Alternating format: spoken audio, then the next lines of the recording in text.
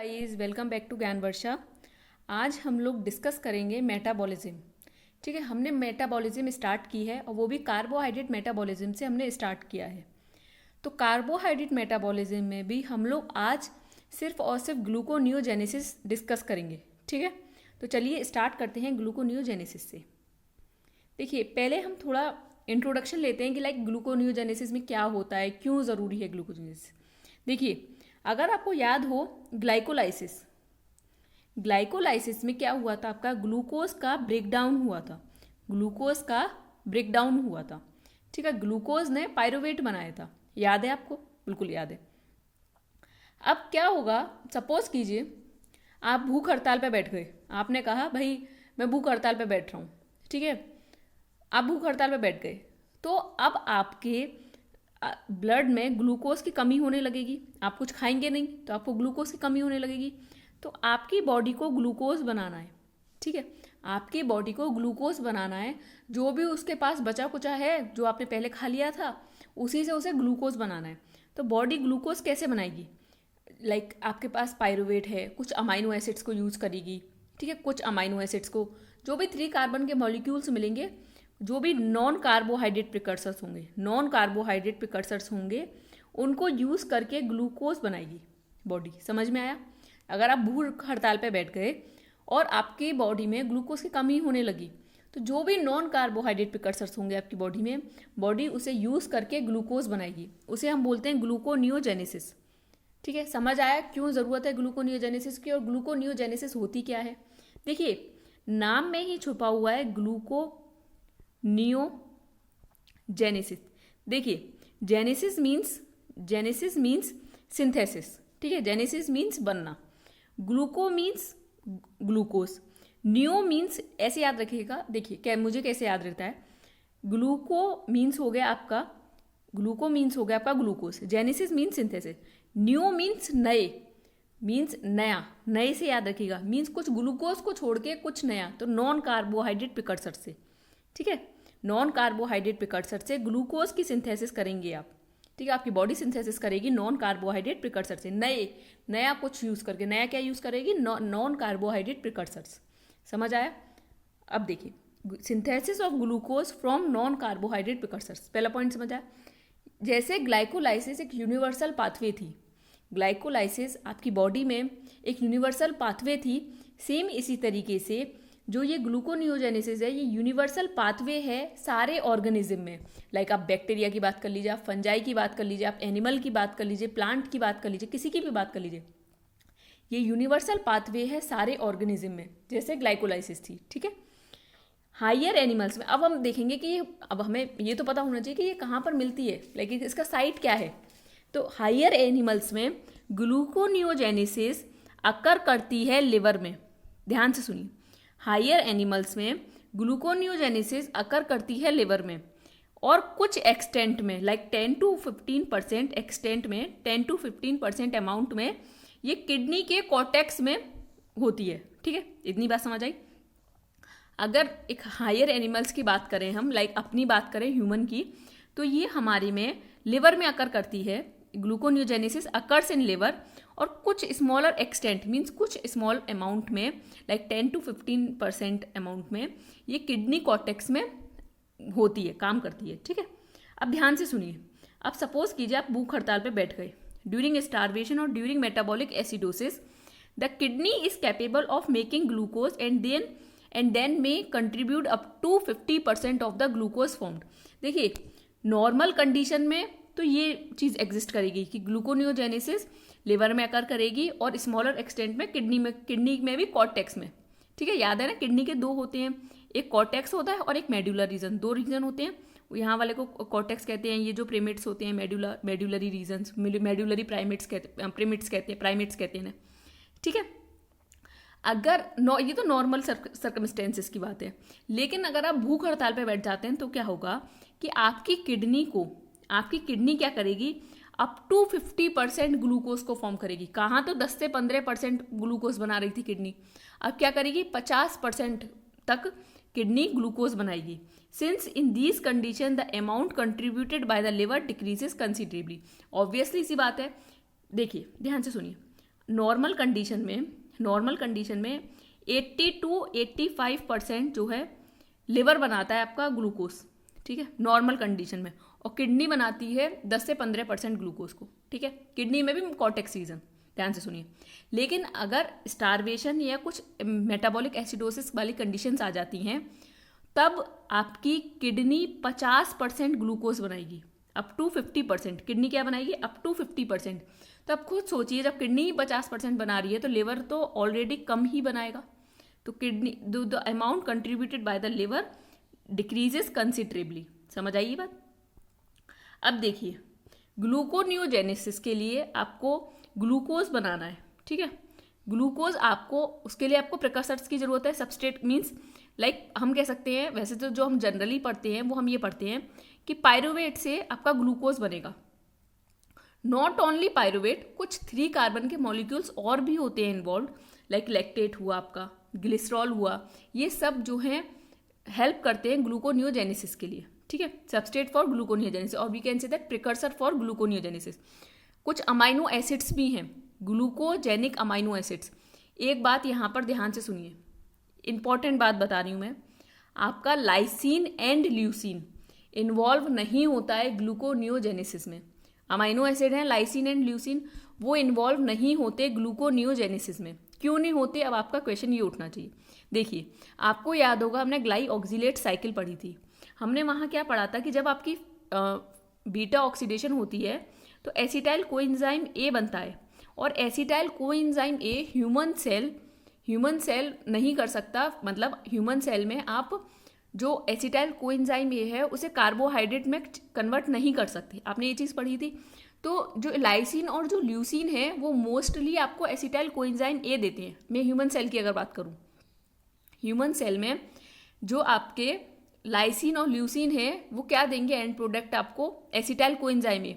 और जो हमारी जो ह्यूमन सेल है, हमारी सेल है, वो कैपेबल नहीं है एसिटाइल कोएंजाइम ए को कार्बोहाइड्रेट में कन्वर्ट करने के लिए। हम ग्लाइऑक्सिलेट साइकिल में डिस्कस कर चुके हैं। अगर आपने वो चीज़ नहीं देखी तो आप वहाँ जाके देखिएगा, ठीक है। वो मैं पूरी साइकिल यहाँ पे डिस्कस नहीं करूँगी अब। तो एसिटाइल कोएंजाइम ए कन्वर्ट नहीं हो सकता आपका किसमें? कार्बोहाइड्रेट प्रिकर्सर में। तो ग्लूकोजेनिक अमाइनो एसिड में कौन सा एक्सेप्शन हो गया आपका?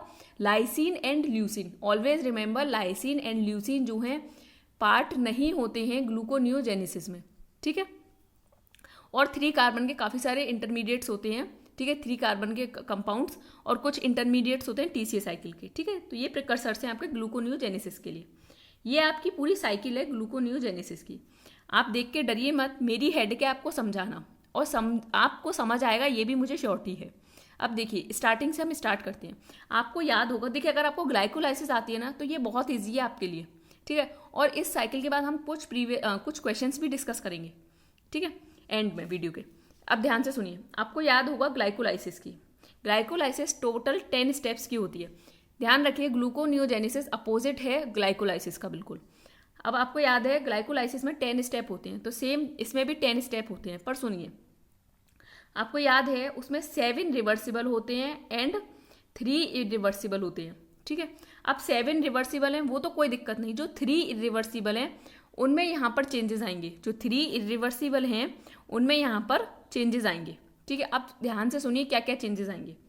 पहले स्टेप की हम बात करेंगे जब पायरुवेट कन्वर्ट होगा पीईपी में। ये इरिवर्सिबल स्टेप था भाई, उल्टा ही तो आपको चलना पड़ेगा। पायरुवेट से ग्लूकोज बनाना है आपको। पायरुवेट क्या, कोई भी आपको नॉन कार्बोहाइड्रेट प्रिकर्सर ले लीजिए, पायरुवेट ले लीजिए, अदरवाइज लैक्टेट ले लीजिए। लैक्टेट भी आप पायरुवेट में कन्वर्ट कर सकते हैं दोबारा से, ठीक है। तो कोई भी नॉन कार्बोहाइड्रेट प्रिकर्सर लीजिए 3 कार्बन का, मोस्टली 3 कार्बन का लेते हैं हम, ठीक है, जो हमारी बॉडी है वो लेती है। तो आप पायरुवेट से स्टार्ट करेंगे हम यहाँ से, ठीक है। तो यहाँ से फर्स्ट स्टेप हो गया। अब ध्यान से सुनिए, पायरुवेट से पीपी बनेगा। पहला हम ध्यान से देखते हैं, आपको सब चीज़ समझ आएगी, बस आप ध्यान से सुनिए। Conversion of pyruvate to PEP, देखिए कैसे कन्वर्जन होता है। पायरुवेट है आपका, ठीक है, वो पहले देखिए ये 2 स्टेप प्रोसेस है। पायरुवेट से पीईपी बनना 2 स्टेप प्रोसेस है, ध्यान से सुनिए। पायरुवेट पहले ऑक्जेलो एसीटेट में कन्वर्ट होगा। पायरुवेट पहले कैसे किस में कन्वर्ट होगा? ऑक्जेलो एसीटेट में, with the help of enzyme pyruvate carboxylase. आप मुझे बताइए, पायरुवेट 3 कार्बन का मॉलिक्यूल है या नहीं? है ना। ऑक्जेलो एसीटेट कितने कार्बन का होता है? 4 कार्बन का। अब आपको ये चीज़ें तो अच्छी तरीके से आती हैं। तो एक कार्बन की ऐड होने की नीडेड है, तो एक CO2 आएगा और एक ATP यूटिलाइज होता है। ध्यान से सुनिए, एक ATP यूटिलाइज होता है। तो पायरुवेट कार्बो ऑक्सिलेज एंजाइम की हेल्प से पायरुवेट ऑक्सैलो एसीटेट में कन्वर्ट हो गया। ठीक है, अब जो आपका ऑक्सैलो एसीटेट बना है वो कन्वर्ट होगा PEP में, वो कन्वर्ट होगा PEP में with the help of enzyme PEP कार्बो ऑक्सीकाइनेज, और एक GTP यूज होगा, एक GTP क्या होगा, यूज होगा, और CO2 एक निकलेगा। ये देखिए CO2 निकल रहा है क्योंकि PEP 3 कार्बन का है, ऑक्सैलो एसीटेट 4 कार्बन का है, तो यहाँ पर एक CO2 निकल जाएगा। ध्यान से सुनिए, हमने क्या देखा, पायरुवेट पहले ऑक्सैलो एसीटेट में कन्वर्ट होता है। ठीक है, with the help of enzyme pyruvate carboxylase, एक ATP यूटिलाइज होगा और एक CO2 यूटिलाइज होगा। ध्यान से समझ आ रही है आपको बात। अब जो आपका ये ऑक्सैलो एसीटेट है, ध्यान से सुनिए, जो ये आपका ऑक्सैलो एसीटेट है कन्वर्ट होगा PEP में। किस में कन्वर्ट होगा, PEP में with the help of enzyme PEP कार्बोक्सीकाइनेज। ये एंजाइम क्योंकि सिर्फ 3 आपकी इरिवर्सिबल है, तो 3 को आपको याद करने में कुछ चला तो जान ही जाएगा। 3 एंजाइम्स कुछ आपको याद करने हैं, 3 स्टेप्स के एंजाइम्स याद करने हैं आपको, बस बहुत ईजी है। पायरुवेट ऑक्सैलो एसीटेट में कन्वर्ट होगा with the help of pyruvate carboxylase, एक ATP यूटिलाइज होगा और एक CO2। ऑक्सैलो एसीटेट जो है कन्वर्ट हो जाएगा PEP में, फॉस्फोइनॉल पायरुवेट में with the help of enzyme PEP कार्बोक्सीकाइनेज। एक GTP रिक्वायर्ड है, मीन्स एक GTP यूटिलाइज होगा। इतना बात समझ आया।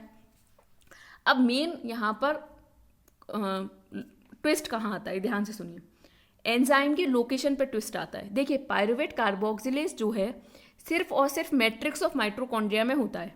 पायरुवेट कार्बोक्सिलेज सिर्फ और सिर्फ मैट्रिक्स ऑफ माइटोकॉन्ड्रिया में प्रेजेंट होता है। ध्यान से सुनिए मेरी बात। अब क्योंकि सिर्फ और सिर्फ ये माइटोकॉन्ड्रिया में प्रेजेंट है, तो आप ध्यान से सुनिए, पायरुवेट कार्बोक्सिलेज सिर्फ और सिर्फ माइटोकॉन्ड्रिया में प्रेजेंट है, मैट्रिक्स की माइटोकॉन्ड्रिया में। तो आप मुझे बताइए, अब आप सोचिए ये आपका माइटोकॉन्ड्रिया है, ठीक है, ध्यान से सुनिए, ये इसकी अंदर इनर मेम्ब्रेन और ये मैट्रिक्स ऑफ माइटोकॉन्ड्रिया है। यहाँ पर आपका पड़ा हुआ है पायरुवेट कार्बोक्सिलेज, अंदर यहाँ पे क्या पड़ा हुआ है, पायरुवेट कार्बोक्सिलेज, पायरुवेट भी है, वो ऑक्सैलो एसीटेट में कन्वर्ट हो गया। अब अगर आपका PEP कार्बोक्सीकाइनेज साइटोसोल में प्रेजेंट है, अगर आपका PEP कार्बोक्सिनेज PEP कार्बोक्सीकाइनेज साइटोसोल में प्रेजेंट है, तो आप मुझे बताइए क्या आपका ऑक्सैलो एसीटेट मेम्ब्रेन को क्रॉस कर सकता है? नहीं कर सकता। हमने मेलेट एस्पार्टेट शटल सिस्टम में ये चीज़ पढ़ी थी कि ऑक्सैलो एसीटेट जो माइटोकॉन्ड्रियल मेम्ब्रेन है उसे क्रॉस नहीं कर सकता। ध्यान से सुनिए, पायरुवेट कार्बोक्सिलेज हमेशा प्रेजेंट होता है मैट्रिक्स ऑफ माइटोकॉन्ड्रिया में। अब पायरुवेट तो ऑक्सैलो एसीटेट में कन्वर्ट हो गया, कोई दिक्कत नहीं है। अब अगर सपोज कीजिए PEP, देखिए PEP कार्बोक्सीकाइनेज माइटोकॉन्ड्रिया में भी प्रेजेंट होता है और साइटोसोल में भी, ये डिपेंड करता है ऑर्गेनिज्म पे। सपोज कीजिए अगर हम ह्यूमन की बात करें तो ये दोनों जगह प्रेजेंट है, माइटोकॉन्ड्रिया में भी और साइटोसोल में भी। अगर हम रैट एंड माउस लिवर की बात करें, रैट एंड माउस लिवर की, तो ये सिर्फ और सिर्फ साइटोसोल में प्रेजेंट है। अगर हम चिक, पिजन एंड रेबिट्स की बात करें तो ये सिर्फ और सिर्फ माइटोकॉन्ड्रिया में प्रेजेंट है। तो मीन्स, ध्यान से सुनिए, PEP कार्बोक्सीकाइनेज के बहुत नखरे हैं। ध्यान से ऐसे सुनिए, PEP कार्बोक्सीकाइनेज के बहुत नखरे हैं। ये एक लड़की है, इसके बहुत नखरे हैं। ये कहेगी कि मैं डिपेंड करूंगी ऑर्गेनिज्म पे कि मुझे कहाँ प्रेजेंट होना है, मीन्स मुझे कहाँ मिलना है इस ऑक्सैलो एसीटेट से, ये मैं डिपेंड करूंगी। मेरा मन है तो मैं साइटोसोल में मिलूंगी, मेरा मन है तो मैं माइटोकॉन्ड्रिया में मिलूंगी। ये डिपेंड करता है बंदा टू बंदा, लाइक ऑक्सैलो एसीटेट कैसा है। तो अगर ह्यूमन में है तो मैं दोनों जगह मिल जाऊंगी, माइटोकॉन्ड्रिया में और साइटोसोल में। अगर रैट एंड माउस लिवर की सेल है तो मैं सिर्फ और सिर्फ साइटोसोल में मिलूंगी। इसके बहुत नखरे हैं। उसने कहा अगर चिक, पिजन और रैबिट है तो मैं सिर्फ और सिर्फ माइटोकॉन्ड्रिया में मिलूंगी। देखिए अगर चिक, पिजन और रैबिट है, ठीक है, तो कोई दिक्कत नहीं, ऑक्सैलो एसीटेट वहां पर PEP में कन्वर्ट हो जाएगा, क्योंकि ऑक्सैलो एसीटेट, क्योंकि पायरुवेट कार्बोक्सिलेज भी प्रेजेंट है और क्योंकि PEP कार्बोक्सीकाइनेज भी प्रेजेंट है, ठीक है, तो ऑक्सैलो एसीटेट इजीली कन्वर्ट हो जाएगा PEP में।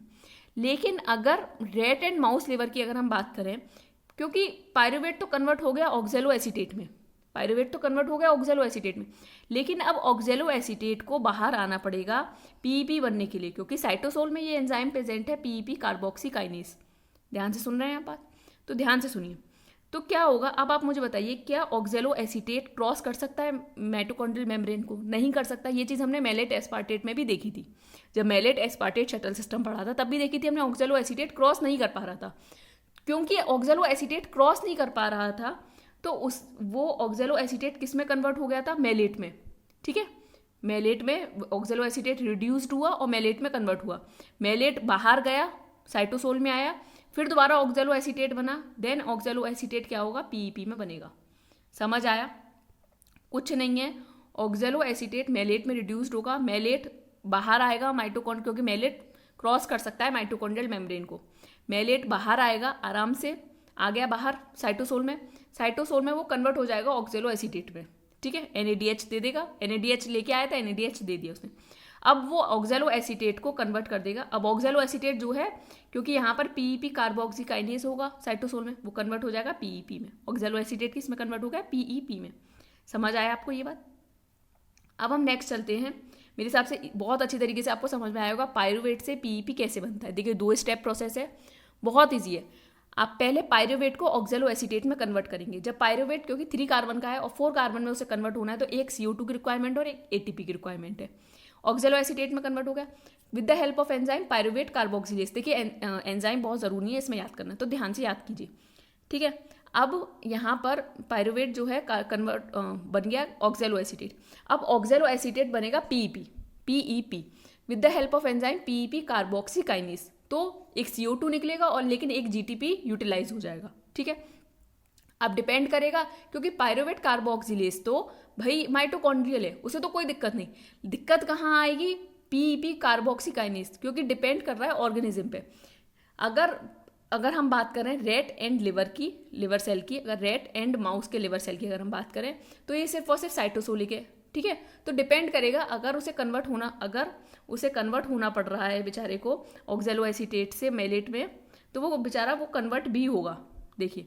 और क्योंकि डिपेंड करेगा कि ये साइटोसोल है कि ये माइटोकॉन्ड्रियल है कि दोनों है, मतलब माइटोकॉन्ड्रियल और साइटोसोलिक। समझ आया? तो अब हम नेक्स्ट चलते हैं।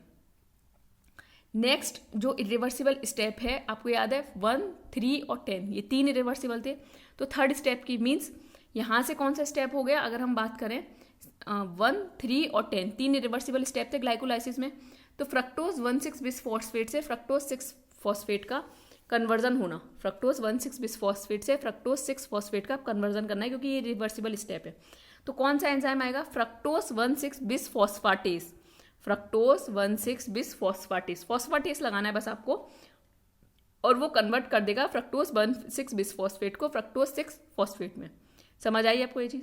ये बहुत ईजी है दोनों। ग्लूकोज 6 फॉस्फेट को ग्लूकोज में कन्वर्ट करना है, तो ग्लूकोज 6 फॉस्फाटेज आएगा और वो कन्वर्ट कर देगा ग्लूकोज में, ठीक है। ये चीज़ अब एक इम्पॉर्टेंट पॉइंट है यहाँ पर, ग्लूकोज 6 फॉस्फाटेज जो ये एंजाइम है, ये एब्सेंट होता है मसल एंड ब्रेन में। क्योंकि ये एंजाइम एब्सेंट है, आप मुझे बताइए क्या ग्लूकोनियोजेनेसिस अकर कर सकती है मसल और ब्रेन में? नहीं कर सकती, क्योंकि ये एंजाइम एब्सेंट है, glucose 6 phosphatase muscle and brain में, ठीक है।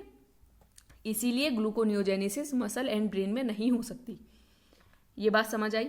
अब एक बार आप ये देखिए, क्या अब आपको इसको एक बार आप पूरा पढ़ के देखिएगा, क्या आपको अब कोई भी डाउट आ रहा है यहाँ पर?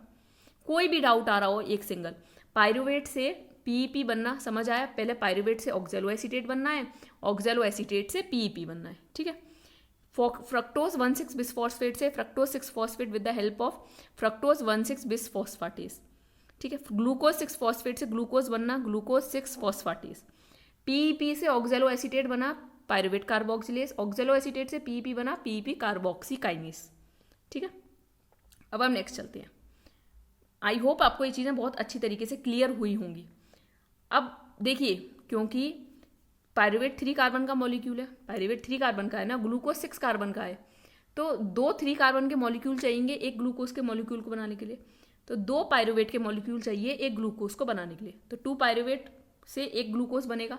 ये चीज़ समझ आई?